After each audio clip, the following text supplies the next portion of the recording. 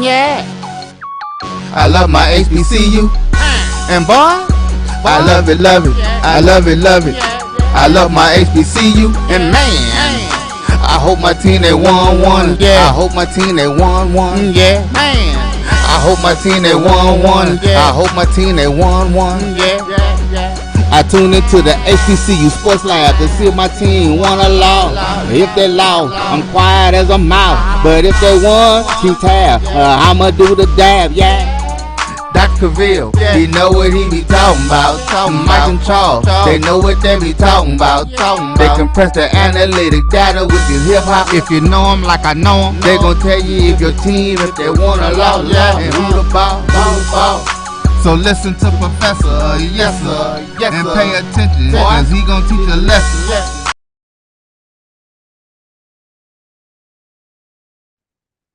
This is Dr. Cavil inside the HBCU Sports Lab with Mike Washington, Charles Bishop. Mike Washington's out on assignment still, or at least according to what I'm hearing, he is getting it done.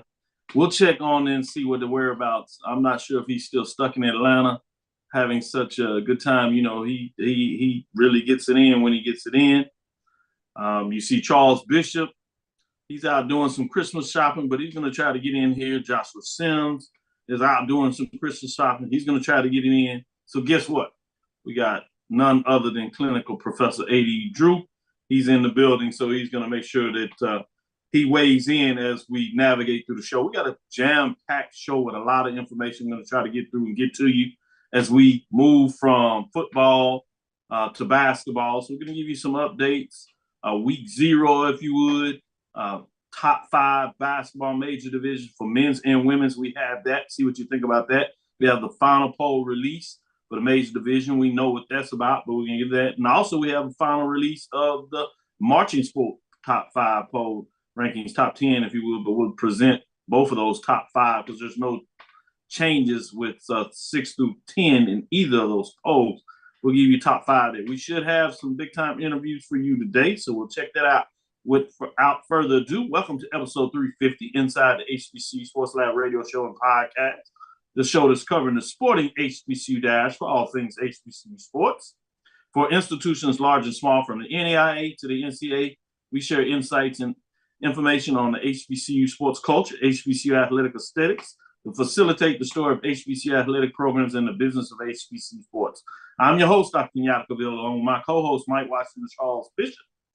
We're filming from our home studios and sending a signal to KCH 1230 M studios with the Texas Radio Hall of Famer, multi-Hall of Famer Ralph Cooper, and a beautiful home at Texas Southern University from Houston, Texas.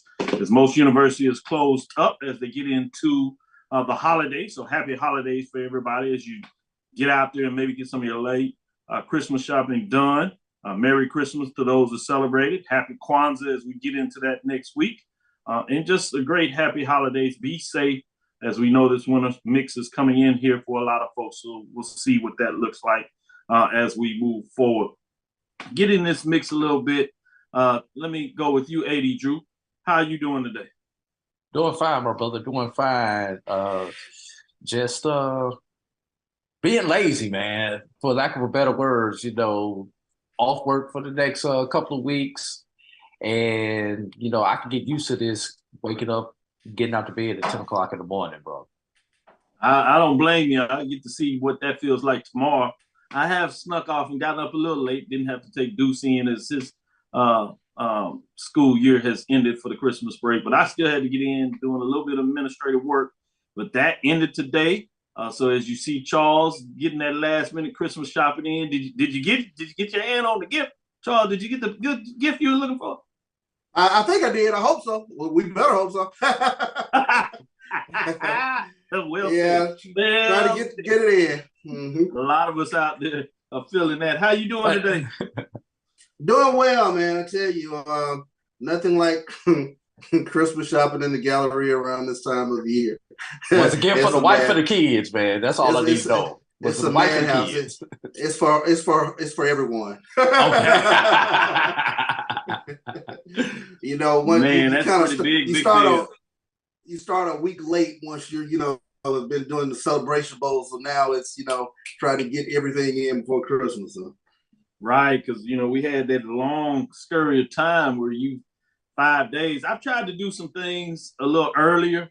I like the packages and I send them in, make some order. And the thing is just trying to hide it around the house to make sure that nobody can get their eyes or hands on it. So that's the trouble about doing the early shopping is you got to worry about people seeing what's going on. But it is the life of luxury and how we do things around these parts. Today's episode of Inside the HBCU Sports Lab is sponsored by THG Agency LLC. THG Agency is a company that provides sporting and educational consulting and data analytics. Let's get into some of this news of the day. I started off a little late here, but we hadn't had a chance to really share with everybody. And it was formally announced, NFL alumnus and MEAC Hall of Famer Quinn Gray, named head football coach at Albany State. Albany is, Mike would make sure that we say it in that vernacular for those folks in that area. Quinn Gray Sr. has been named the 14th head coach for Golden Rams. Statement from ASU President Marion Ross Frederick. Albany State University excited to welcome Coach Quinn Gray to the Golden Rams family.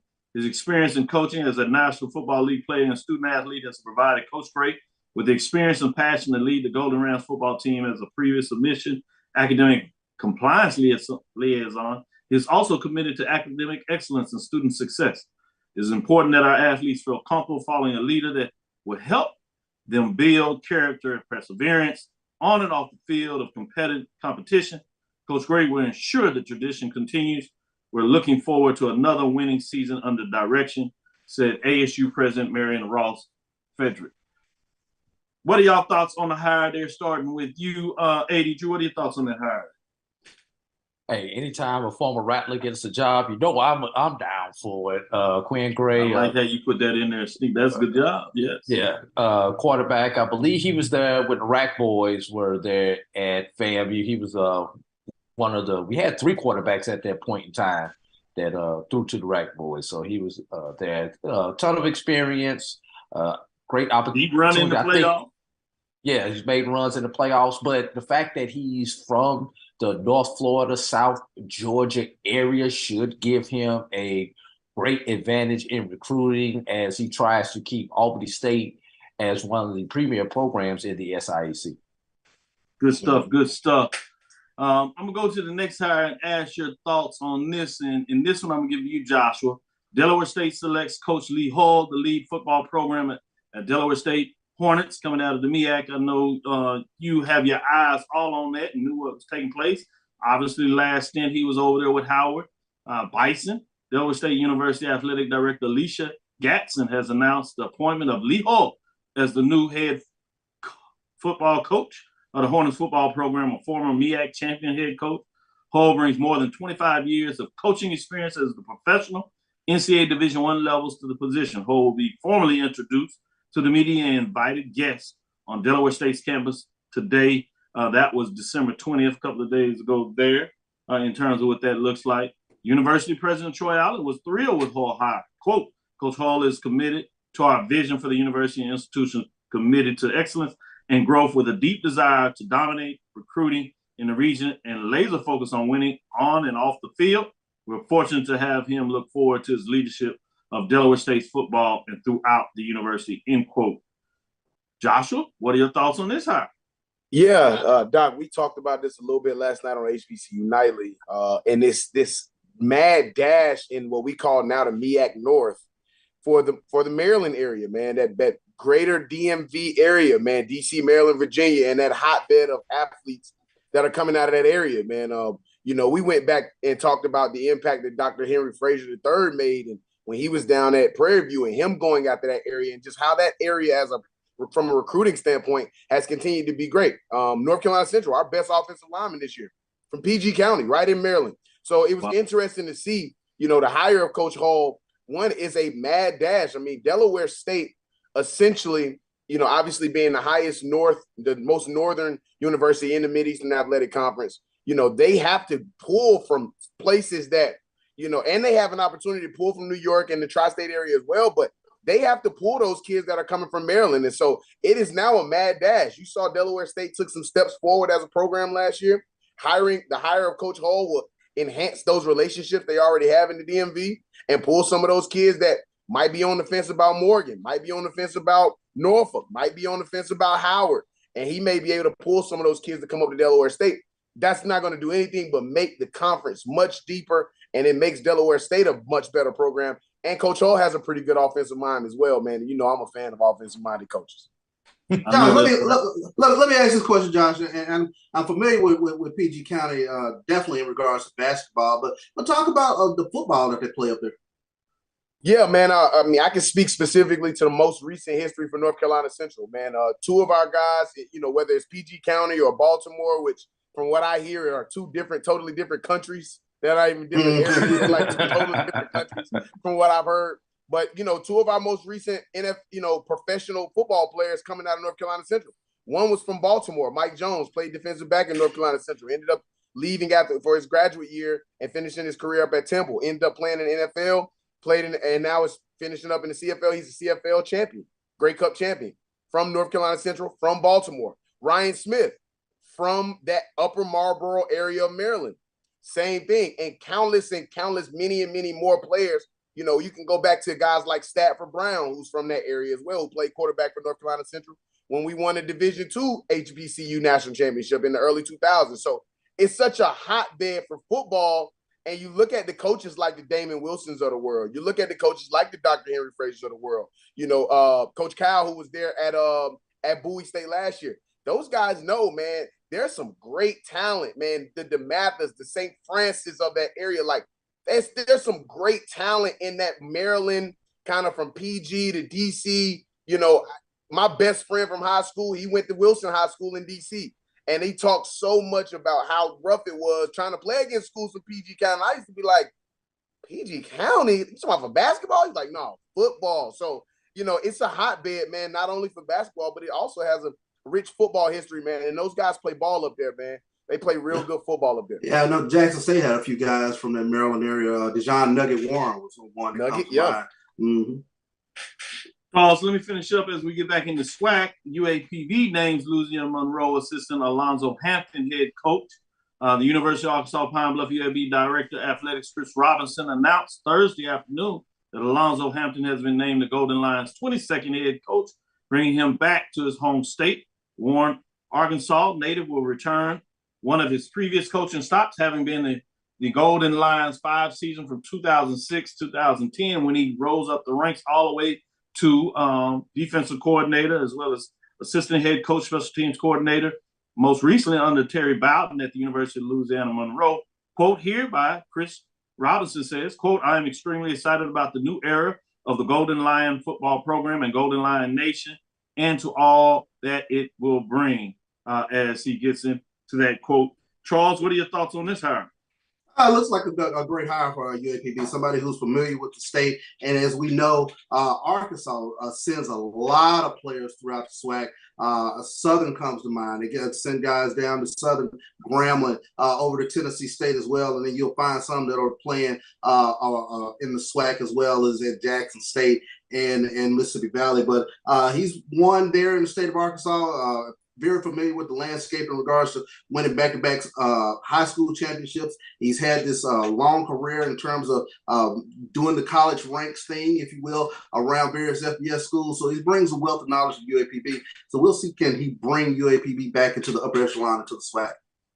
My favorite hires thus far in this circuit, this has been my favorite hire thus far. Coach Hampton coming back home to Arkansas. That's been my favorite hire thus far, man. And Coach Gwen Gray to Albany State was great too, but so far this has been my favorite one, Doc. Good stuff. Great for sharing that. Last thing here before we get in this break, HBCU Legacy Bowl announces coaches for the 2023 game, which comes courtesy of HBCU Game Day.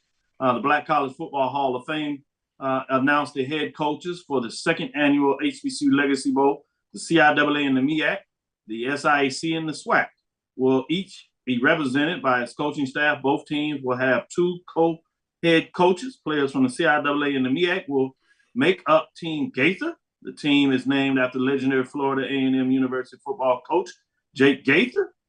As you know, the coaches of Team Gaither are Richard Hayes Jr., Fayetteville State University, and Trei Oliver, North Carolina Central University. Players from the SIAC and SWAC will make up Team Robinson. The team is named after legendary Grambling State University football head coach Robinson. The coaches for Team Robinson are Chennis Berry, Benedict College, and Eric Dooley of Southern University. Pretty awesome to see what's going on there. The statement from NFL quarterback legend and Black College Football Hall of Fame co-founder is James Shaq Harris. We quote, "We are proud to have 4 outstanding coaches who exemplify the spirit, leadership, and tradition of HBCU football."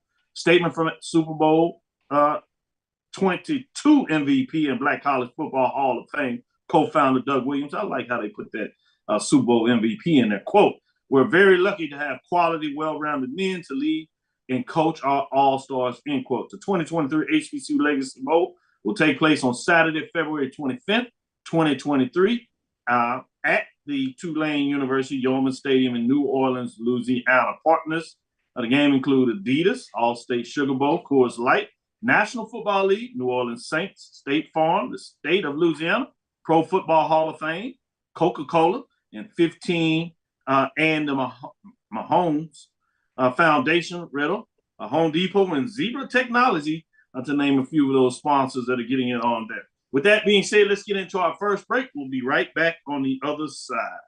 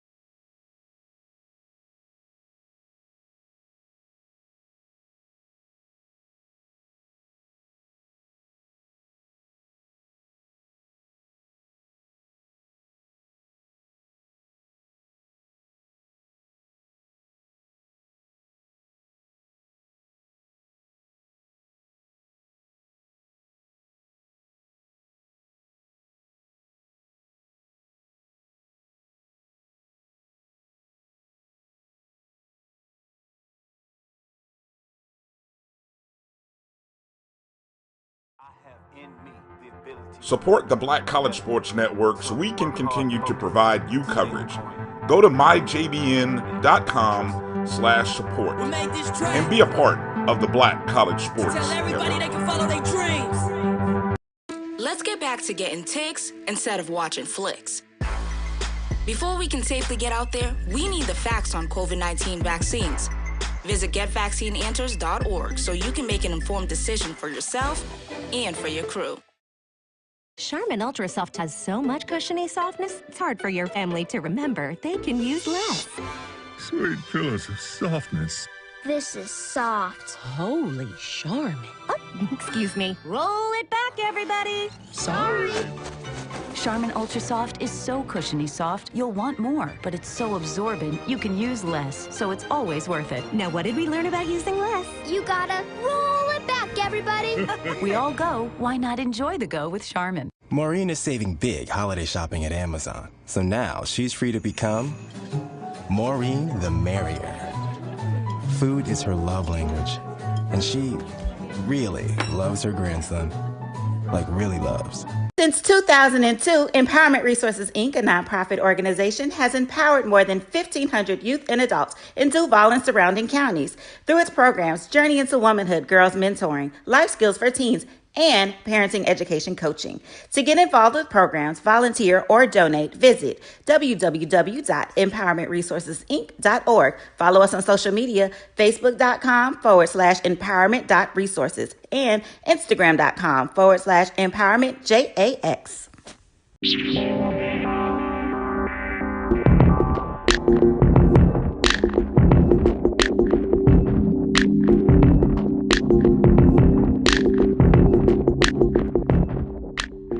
Press the analytic data with your hip hop. If you know them like I know them, they gon' tell you if your team, if they wanna loud, and who the ball.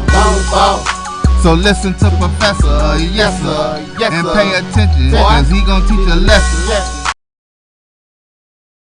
Inside the HBCU Sports Lab with Mike Washington and Charles Bishop. Mike Washington is out on assignment. We have none other than Joshua Sims Sr., and he's extremely excited and proud as he would. I promised all you all I would get you this interview, work hard and home, and we got none other than HBCU champ, North Carolina Central, MEAC champion, Celebration Bowl champion. Hey, let's just do it right. The champ is here. The champ is here. Congratulations. What's up, fellas? What's up, man? How y'all doing? We're doing well as he led North Carolina Central, defeated Jackson State, once undefeated, now one loss as they improved to 10-2, 4-1 in the conference race as they get it done and earn Dr. Cavill's major division football poll ranking for the final year as they are officially national champions. And I'm sure they'll get those accolades with many poll rankings. But they rose up the champion trophy. How you doing, Coach Hall? Man, I'm blessed, brother. I'm good. I just got one little problem. So focused on the game. I haven't done any Christmas shopping. So I'm trying to figure some things out on this end before wifey be in the transfer portal. I know that well. I know that feeling well. Coach Bishop was on the show late as he was trying to get back from doing some Christmas shopping. So many of us can relate. We're going to have to fight this frigid weather to make sure we're not in the transfer portal either. But in seriousness, obviously you got a chance to take a deep breath or whatever on the plane back as we saw that. But then all of a sudden you got the early signing period, Christmas around. Have you had a chance to kind of take a deep breath and just exhale a little bit? Little bit, man. Little bit. Good. Signing day was a little crazy. We were on a lot of guys, and we signed 5. But those other guys that weren't quite sure. Things changed.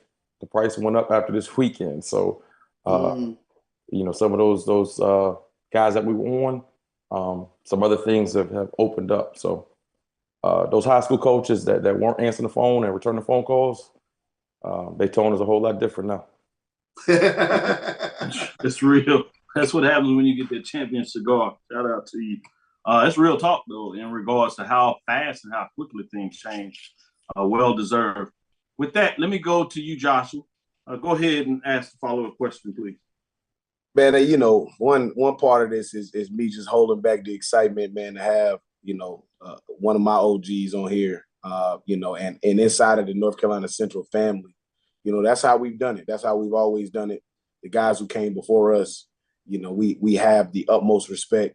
For us, when we were in that transition into Division I, they gave us a hard time, but it was for good reason. And so, you have to earn that respect. So, Coach, talk just a little bit about, the respect component, that we feel like now, being on the top of the mountaintop, that we feel like we kind of garner. I know we don't feel like we got all the respect yet, but, how does it feel now with us being on the top of the mountaintop, Coach? Having that respect when we walk in the room. I know for myself, I could stick my chest out a little bit more because of what your team and your staff did last Saturday. Right. And I think, a lot of it is, folks just, they don't do their research. They don't watch film. And I like I said, throughout the summer, I thought we had a really good football team. And for folks not to have us in the top 10, I thought that was very disrespectful. For South Carolina State to be picked, I think, 3rd after they won it last year. It's like, what are we doing, guys? But I said our work will show. Our work will speak for itself. And, we had a terrible game against Campbell. We lost to South Carolina State. We just played bad against South Carolina State, man. I can't take anything away from those 2 programs. We lost the game. But at the end of the day, if you just watched us play, I thought you could obviously see us getting better, throughout the year. And we had some playmakers. And, I don't ever want to disrespect my kids. And I always said we don't have that star power.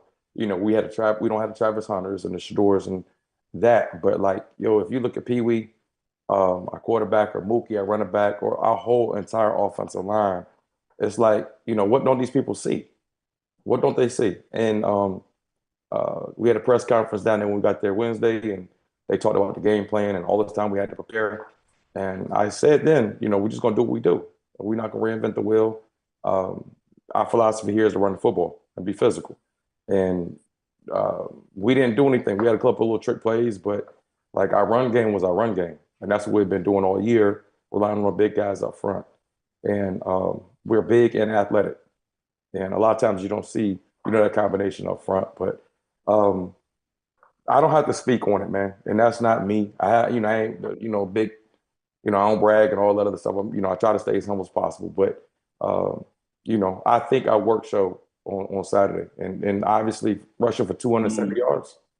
When you rush for 270 against the number one ranked defense in the country, I think that speaks volumes. So as of today, I don't have to say anything, man. Like you say, when we step in the room, folks know who we are now.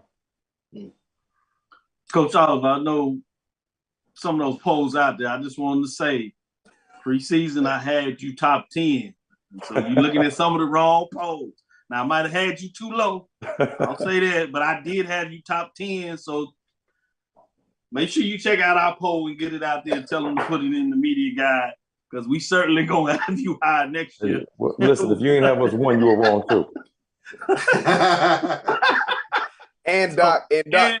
Coach, pull it up and show. I want everybody to see, because people get these short memories. And I know the ones you're talking about, and you're right. They were wrong for that. I just want everybody to know, tune in to us. We know what we're talking about. We had them up there in terms of number one. But I'm talking about preseason. We'll get that back up. Go ahead, Charles. Ask a follow-up question. Well, Coach, I want to say formally, as a Jackson State guy, Jackson State alum, congratulations. Thank you, man. You guys went out and you took the game to Jackson State. And I want to ask a little bit about the game plan going into this game. You mentioned it. You ran for 270 yards against the number one team, number one defense in the nation. What is it that you saw about Jackson State's defense that you thought that you could continue to run the football? Especially, they had great success against Campbell in terms of stopping him from running the ball. Right. Well, I think people got scared when they see, first of all, the talent that Jackson had, first and foremost, and then secondly, when they load the box and play press man on the perimeter, a lot of folks just want to, take shots. Oh, we got one-on-one press, let's check and throw the fade. And so many times you see folks wasting downs. And I thought that was one thing that Southern did was, they kept trying to take shots. And now it's 2nd and 10. So our game plan was, to run the ball, even if it's an ugly 2 or 3 yards, let's take that. But I do know this, as a defensive coach, when you blitz, you don't have a second level to the defense. So if that thing hits, you back on the 3rd level immediately. And the big thing that I saw on film was those guys do a great job. Jackson State's D-line of straining. Their second and third effort was amazing all year long.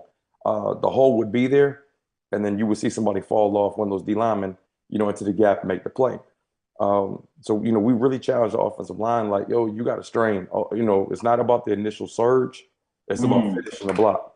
And because if you take 1 or 2 steps and then, relax, they're going to fall off and make plays. And that's what I thought the difference was like our guys, tried to maintain blocks, stay on the guys and finish. And our running backs did a great job of getting to the 2nd level. And the receivers were blocking on the perimeter. And that helps. And when you're a man defense, after that thing gets on the 2nd level, you don't have a level to the defense. So that was the gist of it. I thought their secondary was unbelievable. I forget his name now. The other corner, number 4. Nugget. Yeah, Nugget. Oh, he's a dude. His technique, he's better. I think like with his technique and fundamentals, I thought that he was and people are going to go at me about this, but I thought he was like a better player right now than Travis Hunter. Travis Hunter is definitely far more talented, but like when you see like Nugget, ain't nobody getting on top of him or beating him on inside and all that stuff. Once Travis understands the technique and just doesn't rely on his athletic ability, he's going to be unreal. But they're talented, man. They got a great football team. Coach, take me inside what I thought was the play of the game, and it was the fake punt, because I thought sustaining that drive really wore down Jackson State's defense even more. But what did you all see? How did that play develop? Right. Well, we talk about those middle 8 minutes. The last four, the second half, and the first four. The last four, the first half, and the first four, the second half. So we sputtered, and of course backed up. They're not expecting fake punt at that point. Once you get around midfield, everybody's talking about watch the fake. So you've got to be able to call those plays and understand that it's high risk, high reward. If we don't get it and don't execute, they're gonna get the ball on the 30-yard line, one first down there in scoring position. So we had worked it. We knew it was there. And we worked that thing all year long, and we just hadn't needed it. But shoot, I had another one for him too, though. I had another one coming. I mean, you guys, you seem to play your hunches at the perfect time, whether you're talking about the fake punt or the Philly special, or I believe there was another play in the first half where you're able to get a big first down to sustain a drive. But I mean, it was a masterfully called game, and you dialed the right buttons at the right time. Yeah, and when you playing a lot of man-to-man, a lot of times you don't account for the quarterback out in the backfield. So that was one that, we had several of them dialed up that we had in our repertoire, but we hit the one early, the reverse pass to Pee Wee, our quarterback, and then, of course, the Philly special deal at that for the 2-point. And we've worked that all year. I can't, say enough about it. I will say this. I called all the offensive plays during the game. So my offensive coordinator, Matt Leone, I demoted him. He was just like coaching quarterback. So these other schools out here don't be checking for Matt Leone. He did that. No, but I mean, both of my coordinators, man. Courtney Cord, I thought his philosophy is to stop the run. And if you can't run the ball on us, it's going to be tough to beat us. I don't care how many yards you throw for. I didn't think our secondary played well, but we played well enough to win the game. And again, I'm just joking about Leone, man. He was with me at Southern. He's a SWAC guy, and he was a quarterback coach down there when we were at Southern. But he was dialing it up. You're right about that. Coach, before we get out of here, wanted to talk about how young you are and them being able to get it done. One of the big things I saw in that game is how many young players that made big-time plays in a big-time game.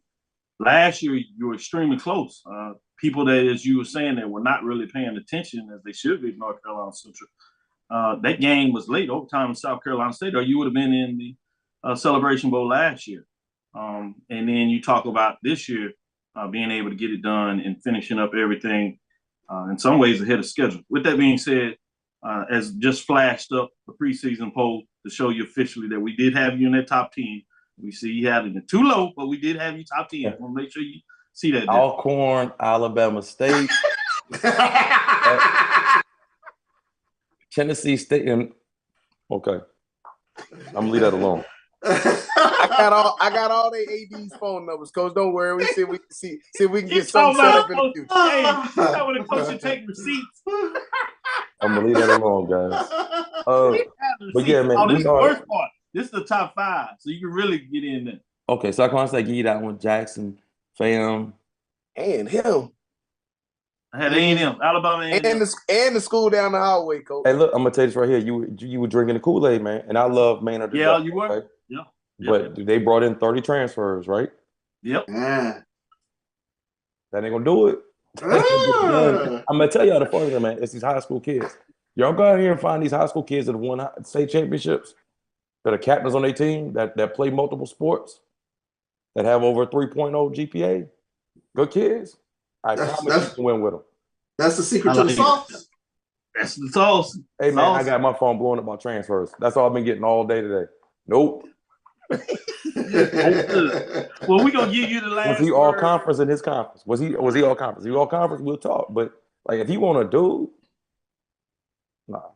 Yeah, growing. You said that earlier as we were doing those Monday morning conference calls, the importance of growing kids and developing and getting winners in high school. And obviously, the special sauce has been proven it's in the pudding. With that, let me give you the last word, anything that you want to get out there that we didn't have. Oh, man. I got the utmost respect for the SWAC. Jackson State, I've had some battles with Jackson State, man. I've enjoyed all my time down there in the SWAC. When I was at Grambling and Southern, and we had some battles, man. I had battles with Prairie View, and I'm gonna tell you this right here. When I was at Grambling, and Frazier was at PV, I think that was the first time Grambling lost to PV in like 20 some years. Yeah. So, I've been through it. And yes, sir. I appreciate the battles with Common G's years and Coach Hughes' years and all that stuff. So I ain't got the most utmost respect for the SWAC. I'm gonna tell you this right here. I'm gonna let y'all go. Sure. I was so disappointed, man. My dog, my man, Dion was one of like my favorite players ever growing up. Mm-hmm. My first pair of sneakers weren't no Jordans, like my first expensive pair of sneakers. They were some Deion Sanders. So we go down here. I'm like, yo, this the legend. It's the GOAT, man. I'm about to gonna be able to kick it with him. Take a picture too. And they won't nothing but shade the whole weekend, man. And the banquet, he won't even get up on stage with me and talk. He sent TC, and I love TC to death. He was at Central. The press conference before, he sent Flea. Flea's my man. I battled with him at Howard. Mm-hmm. I'm like, damn, Brian, show your boy some love. Pre-game, all the coaches, every coach I know go out and shake hands in pre-game in the 50. I'm staying out there, ain't no Dion. But it's all good. We shake hands after the game. Ain't no deal. I ain't lose no sleep by any stretch. But just a little disappointed, man. A little disappointed. But it's all good, man. Real talk. Appreciate you sharing that. But as we get forward, it's going to be important next year as we get a chance. I'll be back in Norfolk for the preseason and be excited as I think a lot of people will have you number one next year. And so it'll be interesting to see being up front. What does it mean in terms of trying to repeat? It doesn't matter. It doesn't matter what they say. Like I said, you don't get rings or trophies for being preseason. They hand up things out the last game of the year in December. So we're not worried about where we're ranked in August or June, July, whenever it is. It's all about where we are at the end of December. But I promise you this, we're not going to be drinking our own Kool-Aid and think that we're there. Next year's another year. We're about to put this thing behind us. And we're gonna be a better football team next year. I'm gonna be a better coach. Enjoy your Kool-Aid. I do like the fact that's the Delta. I still got that Delta water, man. I do like the fact non-conference games that you play some of those SWAC matchups coming down the Mississippi Valley. They're coming up a couple of years ago. Now they're coming up there this year. Maybe some other folks have decided to get on the schedule. Hey, listen, and they wanted to move that game up to a classic. I think like in the Canton, Harlem Classic or something. They wanted to move the game to, man. I said, no, Valley got to come to the crib. They caught us slipping. They caught us slipping going down there to the Delta, and I'm gonna leave that alone. They caught us slipping, and they got us. Coach Dancy, great football coach, but he got out of there just in time. But they won't go move that game. They got to come to Durham. They got to come to the Nest, and we got to get that right, man. We got to get Valley. Got to come see us. Valley got to come see us. They got to get our faces back. I'm glad Dancy go. You got to get our face back, man. They got to come holler at us. Yeah, they got to come see us, man. I'm gonna get them some chicken for post game meal. We stress this out. We won't never get him off. I appreciate you, Coach. Man, we'll have you back on whenever you want. You got the number now. Let us know whenever you want to get on here. I know you be grinding, getting your business, but we appreciate you sharing a little extra time with, especially during this time of year with Christmas. Right. I wish Amazon Prime would grind like y'all do, and they could kind of give me a package in here by tomorrow. Exactly. Smart move. I see you soon, OG. I see you probably around February. I ain't gonna come see you in January. I see you around February. Come on, let us, man. You got to come see us before that, man. I'll be in January. You already know. I'll be at the School of Business, but I'm gonna swing on about a walker too. Congratulations, Coach. Congratulations. Congratulations, y'all, man. This is Dr. Bill inside the HBCU Sports Lab. We'll be right back after this quick break. Hope you enjoyed the interview with Coach Oliver. Champions, the champions. From novice to aficionado, find yourself here. High quality cigars plus personal customer service. Slow Burn is Waco's only mobile cigar lounge, featuring a meticulous, curated collection of premium cigars. Visit our website, www.slowburnwaco.com. That's www.slowburnwaco.com.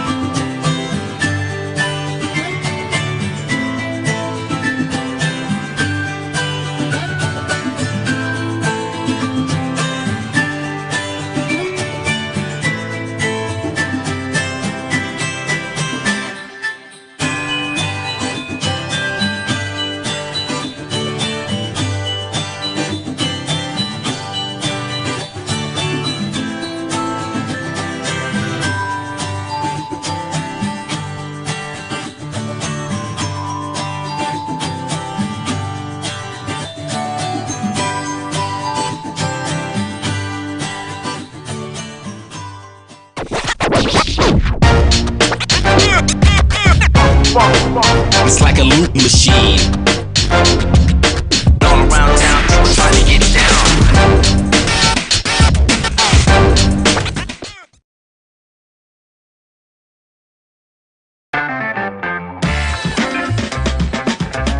Your ad could be ran here. MyJBN.com/support. MyJBN.com/support for more information.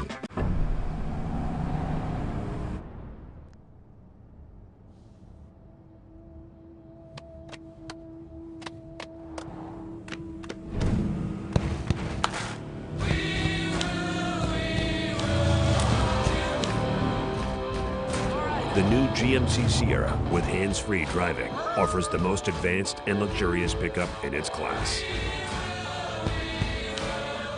Yeah, it rocks. From novice to aficionado. Supermarket sushi, really? No. Wait, Troy, you work here? I'm never not working. Like Head & Shoulders Scalp Shield technology, up to 100% dandruff protection, even between washes. Never not working, huh? Oh, Troy, you're such a good teacher. Yeah, I know. Never not working. Never not working. Never ever not working. Are you serious? Never not working. Dandruff protection that's never not working. Head & Shoulders Scalp Shield technology.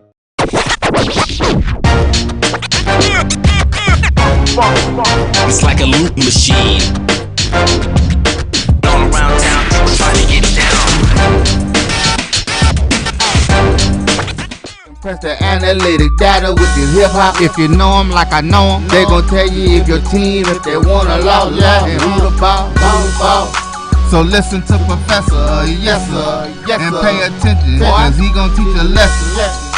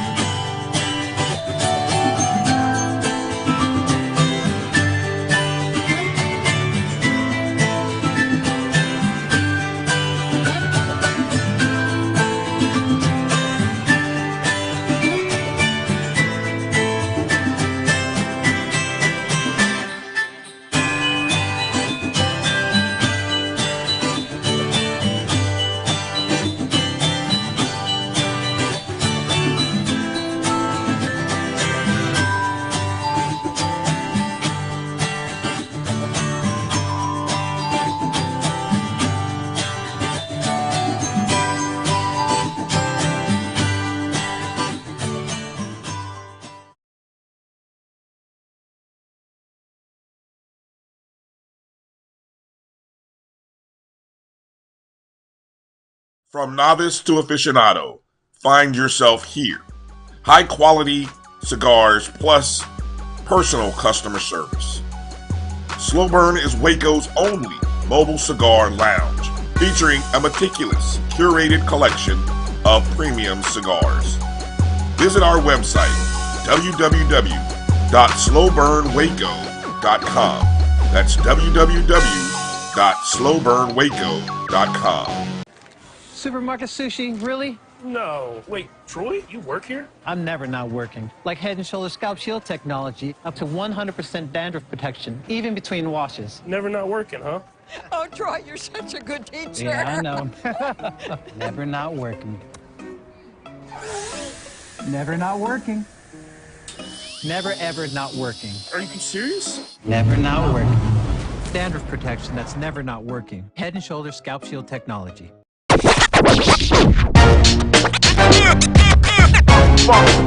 It's like a loop machine. All around town, people trying to get down.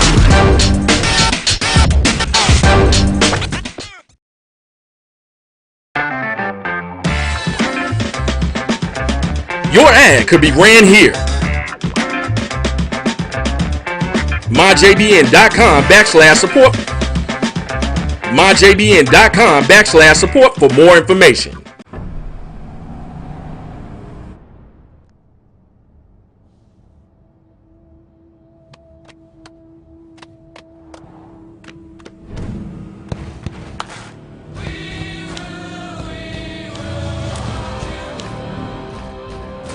The new GMC Sierra with hands-free driving offers the most advanced and luxurious pickup in its class. Yeah, it rocks. From novice to aficionado, find yourself here. High quality cigars plus personal customer service. Slow Burn is Waco's only mobile cigar lounge, featuring a meticulous, curated collection of premium cigars. Visit our website, www.slowburnwaco.com. That's www.slowburnwaco.com. Press the analytic data with your hip hop if you know. Wait, Troy, you work here? I'm never not working. Like Head & Shoulders Scalp Shield technology, up to 100% dandruff protection, even between washes. Never not working, huh? Oh, Troy, you're such a good teacher. Yeah, I know. Never not working. Never not working. Never ever not working. Are you serious? Never not working. Dandruff protection that's never not working. Head & Shoulders Scalp Shield technology.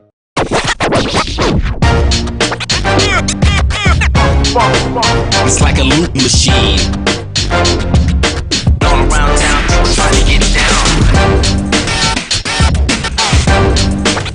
Press the analytic data with your hip hop if you know them like I know them. They gon' tell you if your team, if they wanna lose, and who the ball. So listen to Professor, yes sir, and pay attention, cause he gon' teach a lesson. This is Dr. Bill inside the HBCU Sports Lab with Mike Washington, Charles Bishop. Mike Washington is out on assignment, but we have AD Drew, clinical professor, and Charles Bishop. But we're so excited as we have the new head coach of Jackson State University, T.C. Taylor, 22nd head coach, to be exact. How you doing, Coach? I'm doing well. Glad to be a part of the show. I'm getting geared up for the holidays, and I had a big day on yesterday, so I got a big smile on my face right now. Yeah, let's get into it.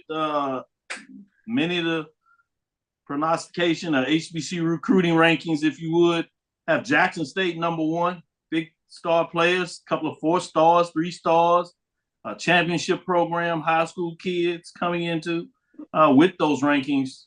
Amazing in terms of what you were able to do. Talk a little bit about how you were able to navigate the space about coaching, switching, and still being able to hold on to some of these kids. And some of those kids that actually got in the portal, many of them came back as well.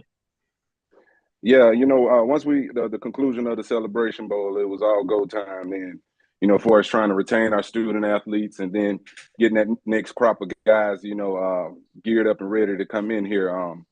was trying, while at the same time trying to put a excellent staff together. So I knew the first thing first. You know, I had to hit the ground with recruiting myself and Coach O with a couple of days coming before signing day, and still at the same time you got this thing called that transfer portal. So it was kind of a deal where we said, well, let's sit back and see what we lose. And that was the focus. We said we'll sit back, see what we lose, and then go back and as far as the signing day and dibble dab in the portal ourselves and try to, fill those needs. And I think we did a phenomenal job of, replacing those student athletes that we weren't able to retain, and still at the same time, continue to recruit those guys, that were entering the portal. We kept a good pipeline, good talk lines with the parents and those guys, and we were able to retain a couple key players out of the portal that jumped in it. So it was very productive, couple of days for us here at Jackson State. Yeah, I would say just a little bit. Charles, go ahead, follow up. Well, Coach, and I don't know if I've had an opportunity to just say congratulations. I think I have, but congratulations again formally. But kind of walk us through that sales pitch, because it's very unique to re-recruit what you have on campus, and then also, you have to sell Jackson State to this new crop. But like, how does that work in terms of what it is you're trying to tell these guys? Well, it is basically one thing that was in place. You had a couple, myself and Coach O in place. The head coach was in place.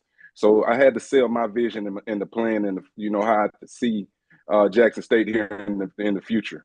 And that was the main thing. I tried to get on the phone with as many parents as I could, and, they're all about making sure their kids are taken care of, as far as living, and, they're going to be developed.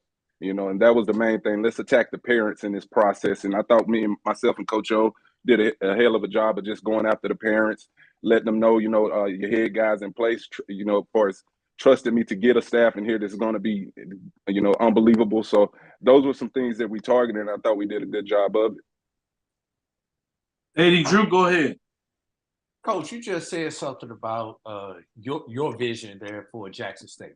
What we see the 2023 version of the Tigers, how much of that will be what you see and what you envision versus the formula that Coach Sanders has left there and that has proven to be successful in the SWAC and for Jackson State? How much of that will be blended together for this new vision? Well, it's like I told the team that going into that game at the Celebration Bowl, I told them Friday night, there will never be another 2022 team like that. Mm-hmm. We got to focus on our goals of 2023. My vision is to go out and dominate again. We always want to keep that mindset. I will say that will carry over. But we want to execute, put a good product on the field, and win the SWAC championship, and get an opportunity again to go and compete in the Celebration Bowl. But the most important thing now, like I said, we're taking it day to day. Right now we want to conquer and dominate in the recruiting game. Get our student athletes back on campus, get a strength coach, get our strength coach with those student athletes, and continue to develop them, get them ready for the upcoming season. With that said, I want to jump in there and say, obviously, a lot of people know about your history at Jackson State and the accolades you had there, getting it done in a lot of ways.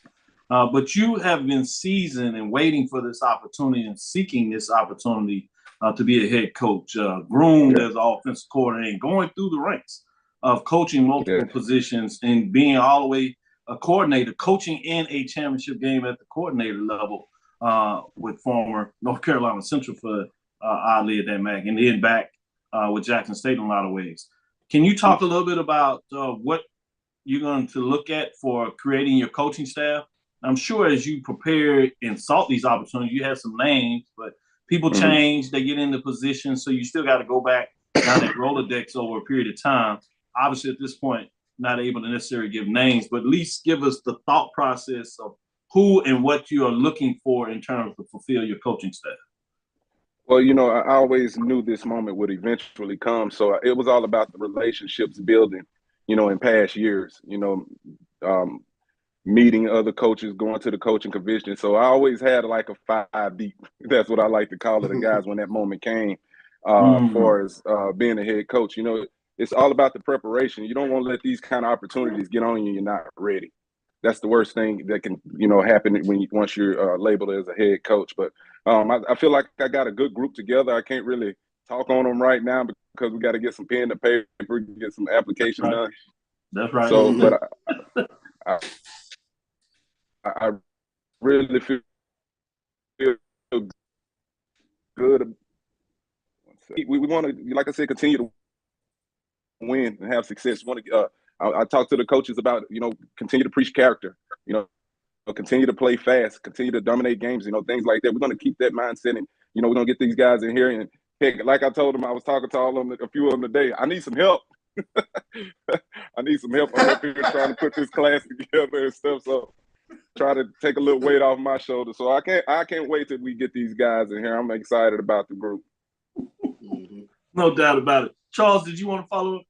Yeah, I want to follow up in terms of some of what you brought in early, in terms of the names, Seven McGee, Tristan Simon, and Bruce Mitchell. Just talk a little bit about what you are looking for and what you brought in thus far. Like I said, Chuck, we went out and recruited need. With Seven McGee, with losing a player like Kevin Coleman in the portal, you had to get some more playmakers in here. You see some of the things that Seven did at Oregon. There's a time in high school he can really take games over and generate a lot of explosive plays. Anytime we lost a couple cornerbacks, so we had to go out and we're continuing to put depth in that room. But with a young kid like Tristan, sky's the limit for him. He walks around he's a very confident kid. He's a very confident kid. He believes that he can come in here and be dominant right now. And that's what we try to do. Like I said, fill need, but at the same time, we'll make sure the quality is good. I have one follow-up question. You've been able to get to the Celebration Bowl a couple of times. Tell us in terms of this new format. Yeah, I know you're going to get back and do the final chapter, so it's not about that side of it. But give the fans that have been galvanized by this, why is this from a coaching perspective and what you see in the players' eyes, why is it so special? It's the end game. It's the end game. You get to that point and get an opportunity to play in the Celebration Bowl. You've done some things right in the season. Because you playing to get through that SWAC, to get through the season of a SWAC schedule, and then have to play a SWAC championship game, and then get to that one. It's the Mecca. That's that one that you kind of plan for. You can see it, but you got to take care of everything that's out front first. So to get that opportunity to play in a game like that, as an HBCU, to be on ABC, and those kind of viewer numbers, it's an unbelievable moment. And you're playing for a national title. You're the best of the best. That's saying we'd be remiss if we didn't give you a chance to say anything that we didn't get to discuss.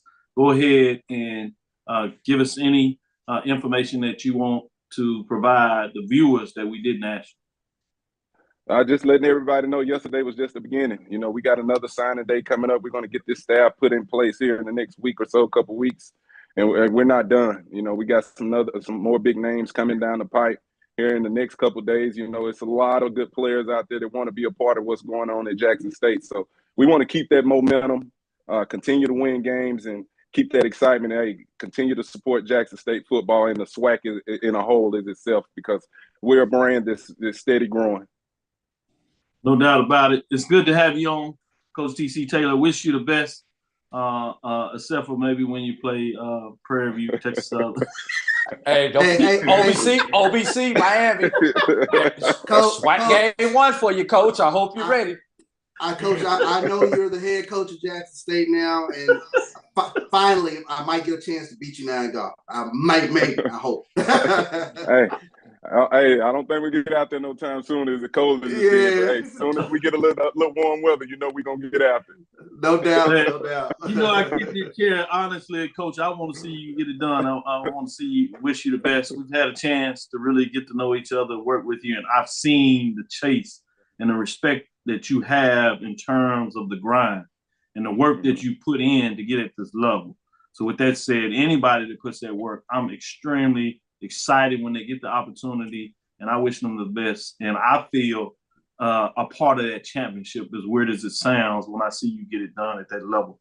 So as the 22nd head coach of Jackson State University, Jackson State University, there's a lot of them say in that area. I'm excited for you, proud for you, and look forward to the future. We'll be right back after this great break. You've heard it from TC Taylor, 22nd head coach of Jackson State University. Thank you, guys. Thank you guys for what you do for HBCU athletics. This is a fantastic avenue for all of us. This is our ESPN, so we love what you guys do. Brian, AD, Roy, all you guys at BCSN. We really appreciate what it is that you guys do for us.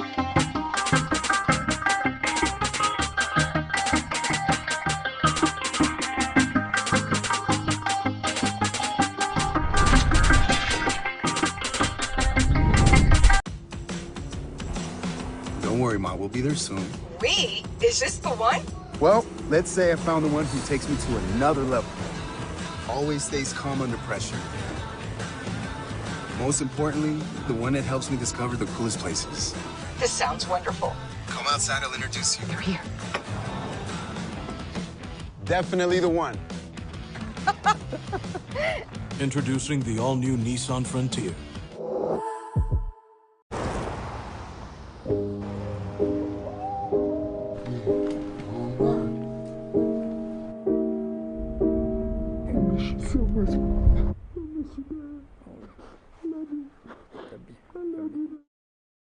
At CDW, we get speed as the new currency of success. Our team spends way too much time tending to outdated applications and software when they should be focused on driving application agility and innovation. CDW Amplified Development Services modernizes software and application development to help accelerate innovation and digital transformation. So you mean building new applications, UI, and mobile interfaces? Well, you said you needed to innovate more quickly. Oh, so he's a listener. To do more at scale, trust CDW Amplified Development Services.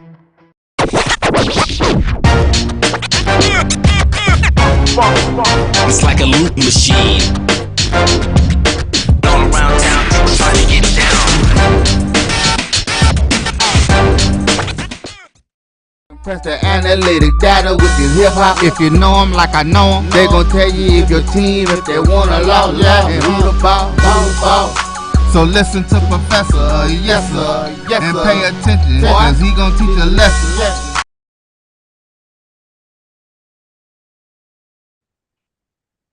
This is Dr. Bill inside the HBCU Sports Lab. Hope you enjoyed those two interviews. As you get into your Christmas break, we wanted to give you a little extra love and provide you the next chapter as you see what's going on. Championship head coach Trei Oliver, and then the 22nd head coach TC Taylor. Now it's time to get into some of these Final Poll rankings. You pretty much seen it. You know what's going on, but just for dexterity purposes, we're going to give you the top 5 part of the major division final rankings. We'll give you the marching sport. Then we'll get a little basketball. So let's let it run. Let's get in the top 5 of the major division. Without further ado, at number 5, get into that matchup in terms of who's getting it done there as we look at it.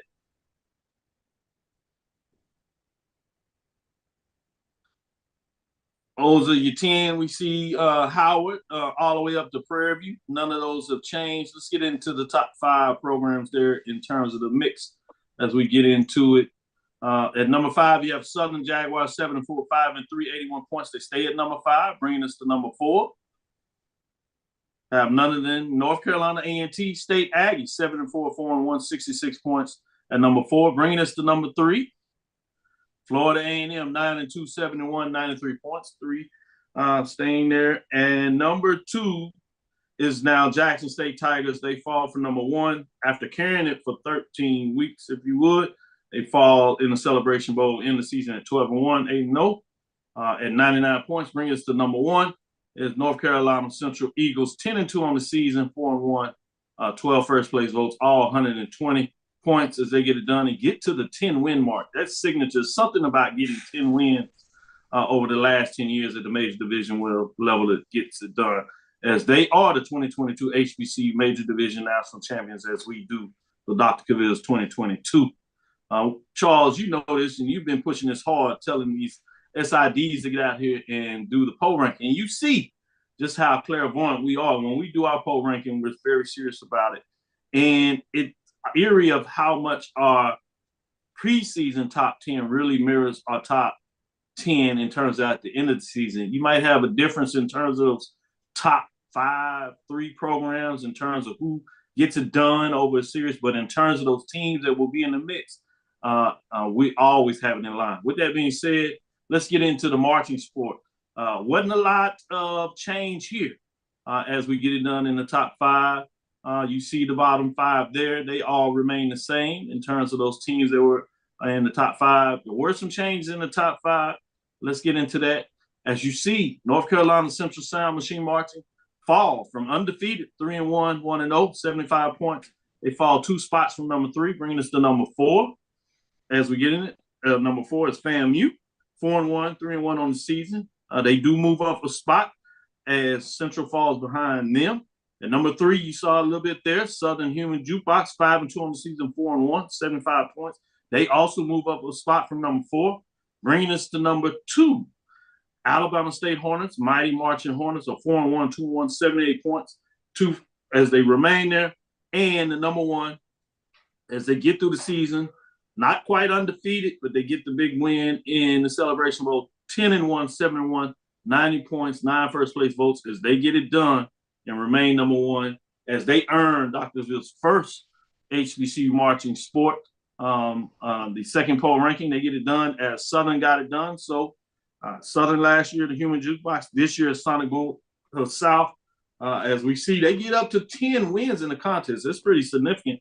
Anytime you get to that 10-win level, you've been doing a lot of march and a lot of winning in terms of your battle boom. So credit to the Sonic Boom South. Let's get into some of the basketball top 5 as we do week 0, starting it out pretty much before you get into conference play. We had some big tournaments, some matchups, non-conference, some big wins. But let's see top 5. Let's do the women first. Can we get into women first, or you want to do the men first, AD Drew? Whichever one you tell me, sir. Let's do the women. Sherry's not dead. Let's get into the women top 5 programs. Top 5 as we get into the major division for the women. Let me know your thoughts as we get into top 5 there. All right, here we go. Receiving votes, North Carolina Central Eagles are 5-8. This is a ascending program. They've struggled over the last couple of years. I want to give them some credit in terms of what they're getting in terms of North Carolina Central Eagles. So fascinating. They have 3+ Division I wins on the early part of the conference, 5 wins with some non-Division I wins. They get it done as they're 5-8 receiving votes. Getting into the top 5, let's see at number 5, Tennessee State Tigers. The Lady Tigers over there, 8-5 overall, winning record 70 points. Playing really solid, getting over 3 Division I wins early in the season, playing really good basketball. At number 4, as we get into the mix moving forward, you have Jackson State Tigers, 2-7, played a strong schedule. They have a lot of teams that will not put them on the schedule. They got 2 Division I wins that puts them at the top. 1 first place vote, as you see, with 81 points at number 4. Bringing us to number 3. North Carolina A&T comes in here with a winning record, 6-5, 83 points.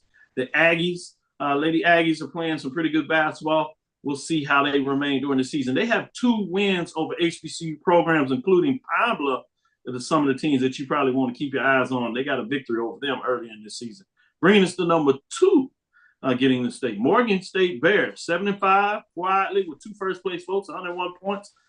Very solid this season in terms of what they're doing. They have over 4 or 5 Division I wins, so playing really solid.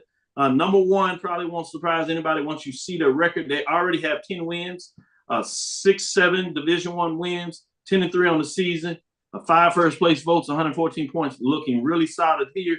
I will take a break here and kind of get your thoughts on this. Drew, any thoughts on the top 5 major division for the women, and then we'll go with you, Charles.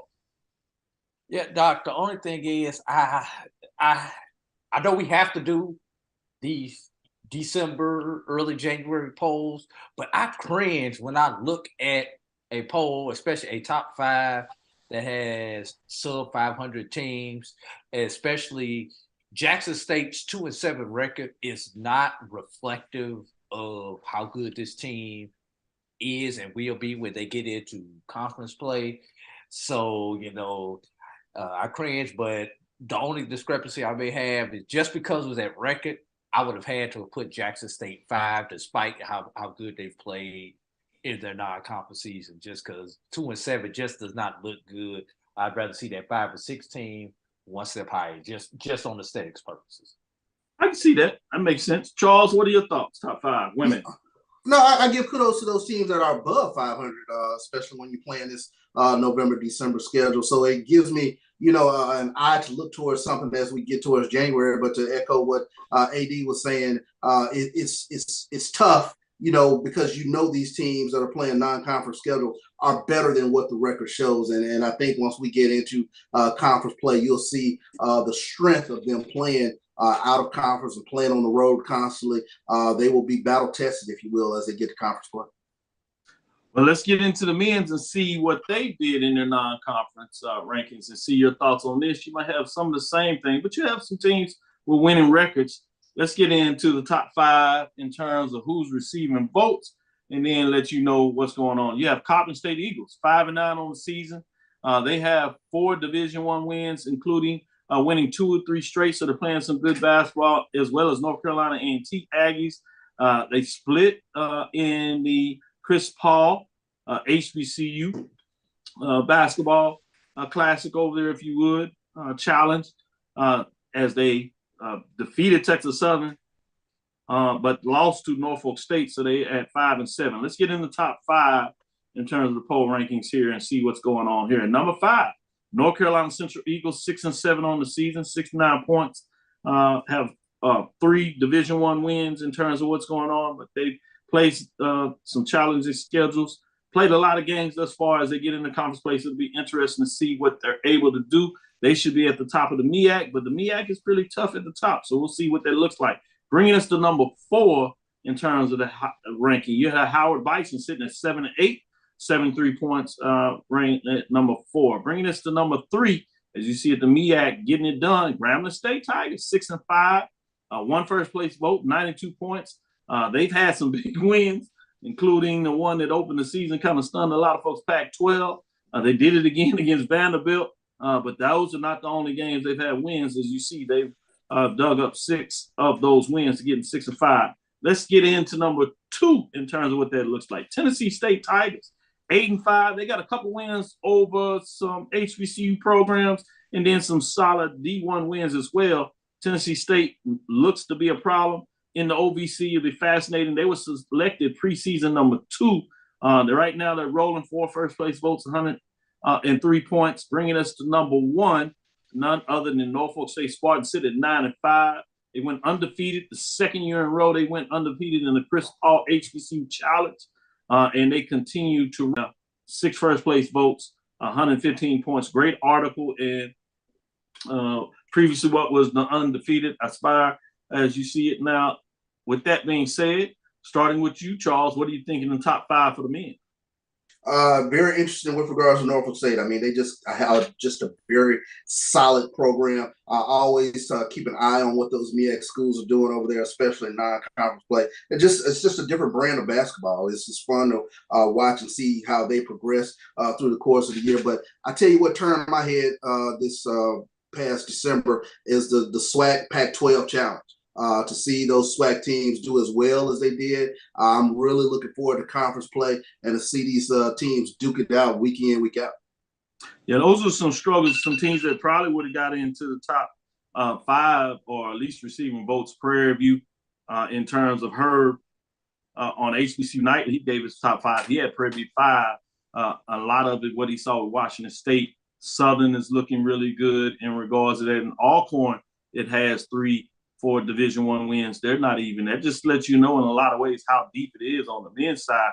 And some teams that are playing some good basketball. Hopefully we'll start seeing a little more of that MEAC SWAC, North Carolina A&T, Tennessee State, even Hampton in the mix, give you some better indication of what teams and coaches want to see. You see competitive games. One thing about the HBCU Challenge presented by Chris Paul, all those games were close, including an overtime game, just to give you an indication of the maturation, the type of games that were being played when you talk about that, how that looks there. Even with Norfolk State having a great winning record when they came up against those other teams, they had some great matchups there.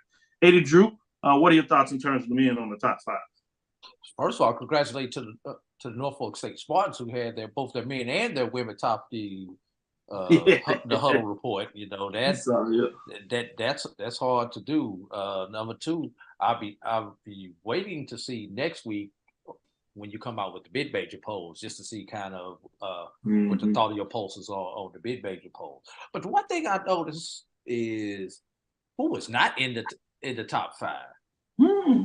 Texas Southern, Prairie View, neither one of them in the top 5. So, just kind of interesting to see those traditional SWAC power names not in the top 5 on the SWAC side, but you saw the traditional names, the Norfolks and the Centrals, in there on the great point on the BX side, and that poll just aesthetically looked a lot better record-wise than the women's poll.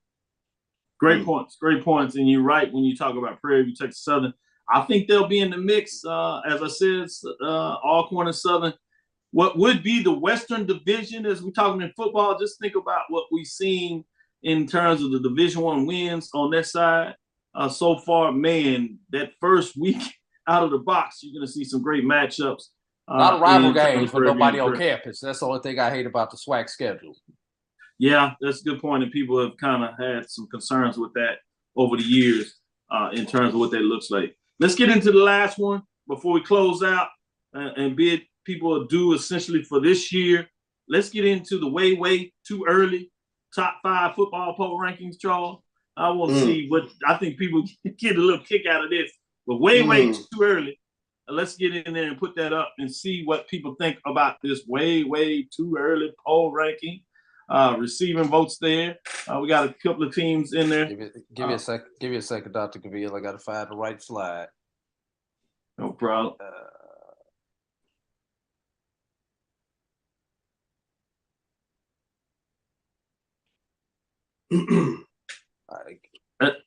Keep talking now. It's going to be the ranking over here.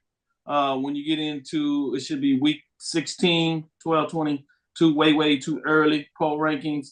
You're going to see that Prairie View is going to be some receiving votes. I want to tease it out a little bit about some of those teams that are in the top 5, what that looks like, and see where everybody thinks when you get into those top 5 programs at the bottom there. It's going to be some of them same type of teams. We're ready, let's get into a team receiving vote. That's Prairie View. Panthers are 6-5 and 5-3 this season. Have them just outside of the top 5. Pretty good recruiting class. If you early signing, got some depth in terms of defensive line. In terms of the HBCU recruiting, we talked about Jackson State being number 1. Prairie View was in that list at number 10. So we'll see what happens in February, spring, who's out of the portal, and we'll get a chance to reevaluate this. But right now, they're outside of it. Let's get into number 5 in terms of that top part of that. Keep going to that one because that was what they were in there, but it was actually Southern Jaguars 7-4, 5-3 as they played in the SWAC championship game against Jackson. They are at the 5 as they close the season. They remain in the top 5 for the way too early. Bringing to number 4, Alcorn State Braves 5-6, 4-4. Disappointing season to a lot of folks, but they were still in the top 10 at number 9, number 4. What's interesting to me when you get into that, Charles, you know how I like to think about the scheduling. Alcorn will have Southern at home for the first time in 2 years.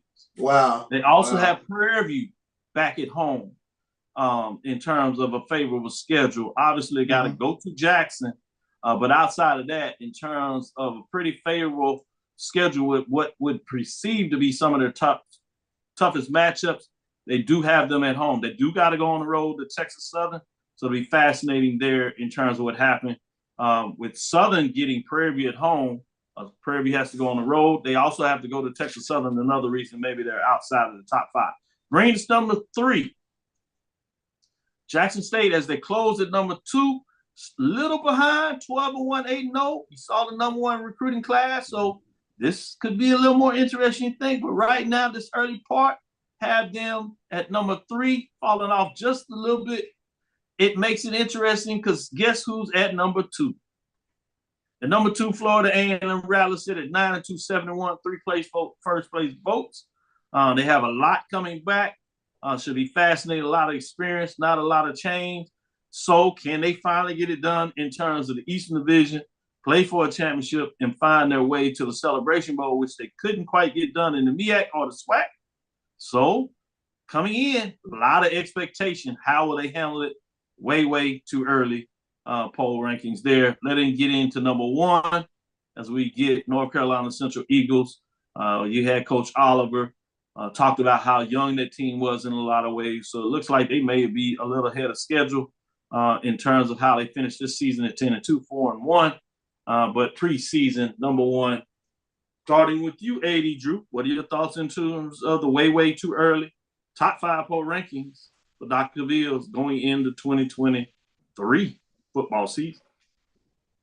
1 through 3, I've got to agree with 1 through 3. Obviously, you have to go with the defending champion, especially as young as they were. 92% of their roster is scheduled to return, or some ridiculous number like that. So that absolutely makes sense. And taking my FAMU bias out of it, just the consistency with the coaching staff and the players coming back, FAMU should be slightly favored in that game over Jackson State as of right now. Obviously, we'll wait to see what comes out of the rest of the signing period. 4 and 5, I'm kind of skeptical about 4 and 5. Alabama State, where are they at? Can't discount Texas Southern as long as Andrew Body is around. They have a quarterback. They may have probably the top returning quarterback in the conference coming back in Andrew Body. One thing, I like that, and I think you were correct. The one concern is, remember, he got hurt, and he had shoulder issues, so there's some concern to see how he comes back off the shoulder. The only reason he had a little more pause. They got a big signing for a quarterback coming in, so it'll be interesting to see what they look like. And this is a guy that played pretty well from an FCS program starting as a freshman. So Texas Southern's trying to load up, but I do see your point. And Southern does not have a quarterback, so no quarterback is along with Alcorn. Neither one of those teams have a quarterback. Southern and no quarterback. So I really have to drop both of them out. Possibly put Prairie View in there and one of those other 2 teams that I mentioned. So that's just, man, they already trying to get trying to get your quarterback in the portal, say he's going to Southern. So man, it's crazy. Interesting. Who knows? But point well taken. I like where you went with that. Nobody out of the MEAC other than North Carolina Central.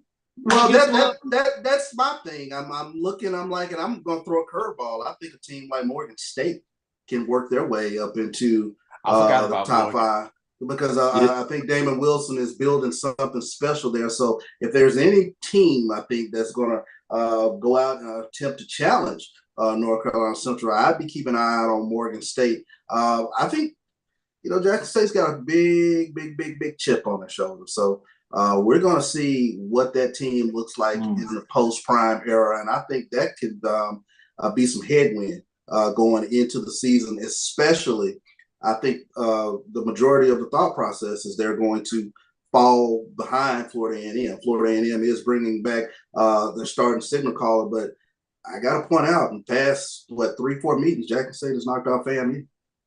Yeah, that's before prime too. I think and y'all beat us up there, if I remember right. In 18, I think y'all beat us up there in 18. Yeah, beat FAM in Jackson and at Bragg as well. Yeah, last 4 games. I forgot about the one in Bragg. I forgot about the one in Bragg. Yeah. So, to your point, HBCU recruiting rankings 2023 per 247 to give people some excitement and how this may correlate with the way too early as we come to a close.